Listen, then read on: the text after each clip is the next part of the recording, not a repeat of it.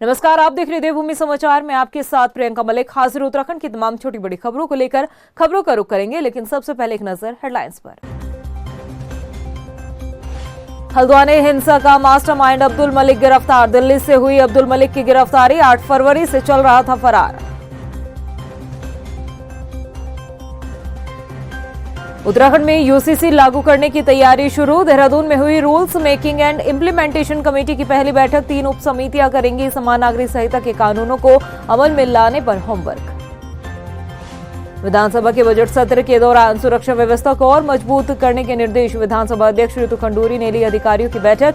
आम नागरिकों को असुविधा से बचाने के निर्देश। और कोरोना वॉरियर्स ने सरकार के खिलाफ खोला मोर्चा। स्वास्थ्य मंत्री के आवास का किया घेराव। स्वास्थ्य विभाग में समायोजित किए जाने की मांग। हेडलाइंस के बाद बुलेटिन में खबरें विस्तार से। और सबसे पहले बात करते हैं एक बड़ी खबर की। हल्द्वानी हिंसा को अंजाम देने वाले मास्टरमाइंड अब्दुल मलिक को आखिरकार पुलिस ने गिरफ्तार कर लिया है। हिंसा की घटना के बाद से ही अब्दुल मलिक पुलिस के साथ लुका छिपी का खेल खेल रहा था, लेकिन अब उसका ये खेल खत्म करते हुए पुलिस ने अब्दुल मलिक को दिल्ली से गिरफ्तार कर लिया है। ये रिपोर्ट देखिए। हल्द्वानी हिंसा का मास्टरमाइंड गिरफ्तार। पुलिस की गिरफ्त में आया अब्दुल मलिक। दिल्ली से पकड़ा गया बनभूलपुरा हिंसा का आरोपी अब्दुल मलिक। अब तक पुलिस के साथ खेल रहा था लुका छिपी का खेल। 8 फरवरी को हल्द्वानी के बनभूलपुरा में हिंसक घटना को अंजाम देने वाला मास्टरमाइंड अब्दुल मलिक अब तक पुलिस के साथ लुका छिपी का खेल खेलता रहा, लेकिन अब पुलिस ने आरोपी अब्दुल मलिक को गिरफ्तार कर लिया है। पुलिस ने मलिक को दिल्ली से गिरफ्तार किया। बता दें कि हिंसा के बाद से ही अब्दुल मलिक की तलाश पुलिस कर रही थी और मलिक पुलिस को चकमा देता रहा, लेकिन अब उत्तराखंड पुलिस को सफलता हाथ लगी है और अब्दुल मलिक पर शिकंजा कसते हुए उसे अपनी गिरफ्त में ले लिया है। हालांकि अब्दुल मलिक की गिरफ्तारी के बाद ही जमानत याचिका दाखिल की गई। अब्दुल के वकील ने हल्द्वानी के सेशन कोर्ट में जमानत याचिका दायर की है। जमानत याचिका पर 27 फरवरी को सुनवाई होगी। बता दें कि हाल ही में हल्द्वानी हिंसा के मुख्य आरोपी अब्दुल मलिक और उसकी पत्नी सहित 6 लोगों के खिलाफ धोखाधड़ी करने और आपराधिक साजिश रचने का एक मामला दर्ज किया गया था। हिंसा के बाद से ही अब्दुल मलिक फरार चल रहा था और पुलिस ने उसकी प्रॉपर्टी को भी कुर्क किया था।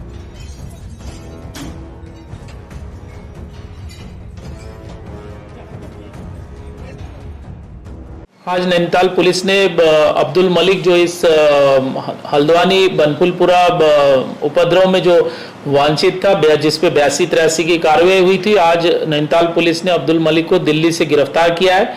और इस अच्छे सराहनीय कार्य के लिए माननीय पुलिस महानिदेशक महोदय ने जो गिरफ्तार करने वाली टीम है, इसको 50,000 का इनाम डिक्लेयर किया हुआ है। दरअसल बनभूलपुरा में अतिक्रमण हटाने के दौरान उपद्रवियों ने पुलिस और नगर निगम की टीम पर हमला किया था।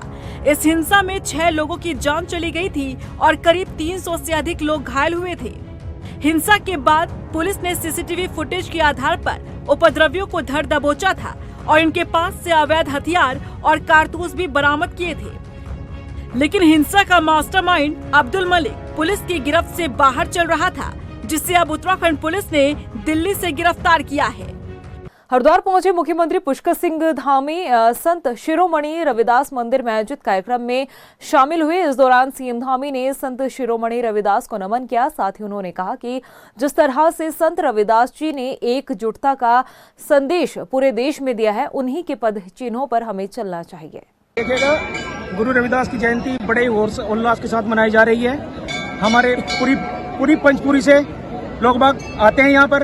और सबसे बड़ी बात यह है कि आज हमारे प्रदेश के मुखिया माननीय मुख्यमंत्री पुष्कर धामी जी पहुंचे हैं, हमारे माननीय विधायकगण भी पहुंचे हैं। और अभी हमारे जो मंदिर में एक बच्चों की प्रतियोगिता हुई थी, उसमें पेंटिंग प्रतियोगिता थी, भाषण प्रतियोगिता थी, तो उसमें माननीय मुख्यमंत्री के द्वारा बच्चों को पुरस्कृत किया गया है। 26 फरवरी से देहरादून में शुरू हो रहे उत्तराखंड विधानसभा के बजट सत्र के दौरान सुरक्षा व्यवस्था को और मजबूत करने के निर्देश दिए गए हैं। शनिवार को विधानसभा अध्यक्ष ऋतु खंडूरी भूषण ने अधिकारियों के साथ बैठक की और इस बैठक में सुरक्षा को चाक चौबंद बनाने के निर्देश दिए गए। इसके साथ ही विधानसभा अध्यक्ष ने कहा कि सत्र के लिए विधायकों ने 300 से ज्यादा प्रश्न लगाए हैं।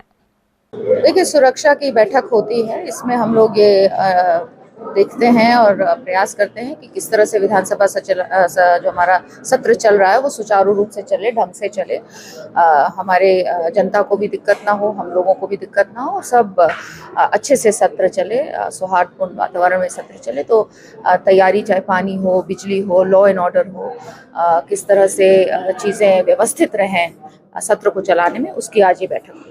उत्तराखंड में यूसीसी को लागू करने की कवायद अब तेज होती दिखाई दे रही है और इसी कड़ी में UCC rules making implementation committee की पहली बैठक हुई।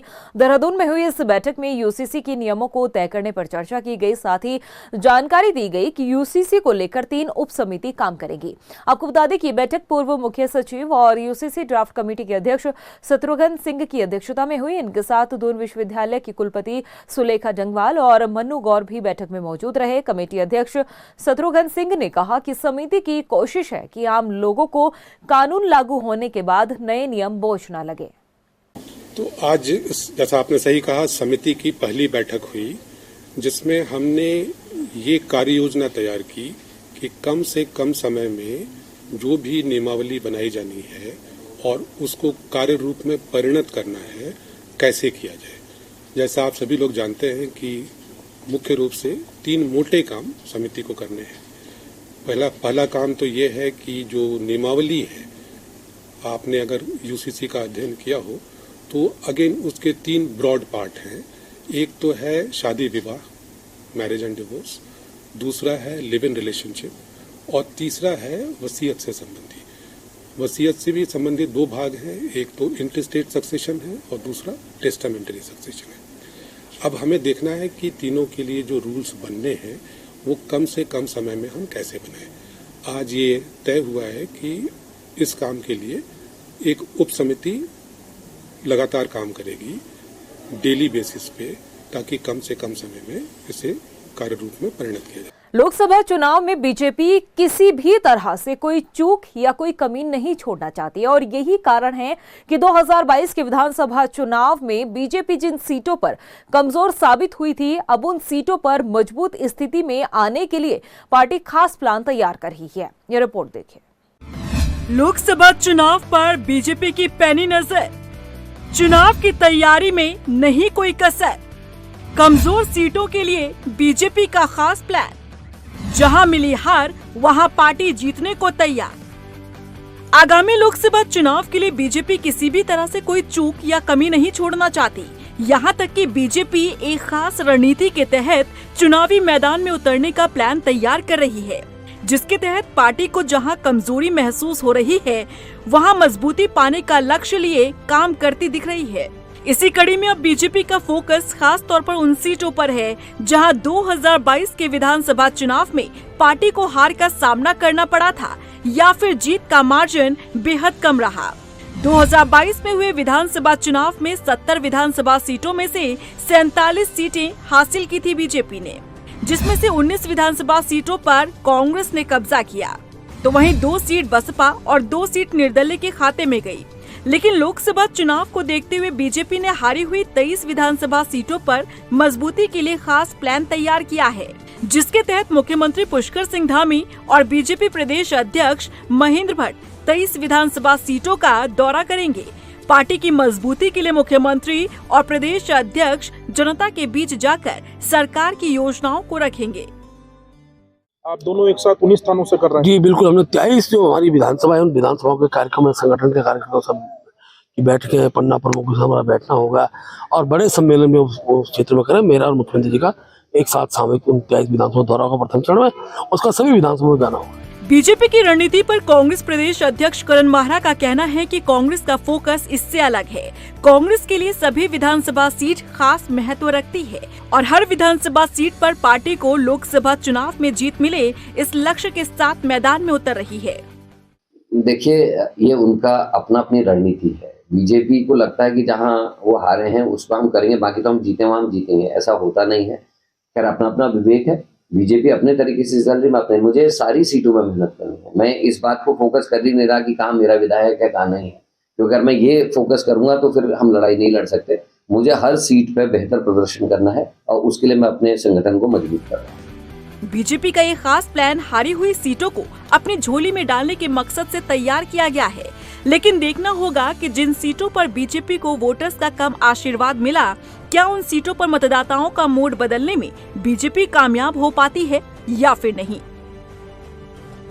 लोकसभा चुनाव से पहले पूर्व मंत्री हरक सिंह रावत की मुश्किलें लगातार बढ़ती दिखाई दे रही है। बीते कुछ दिन पहले जहां ईडी ने हरक के कई ठिकानों पर छापेमारी की थी, तो वहीं अब पूछताछ के लिए हरक सिंह समेत उनके कई करीबियों को ईडी ने समन भेजा है। ये रिपोर्ट देखिए।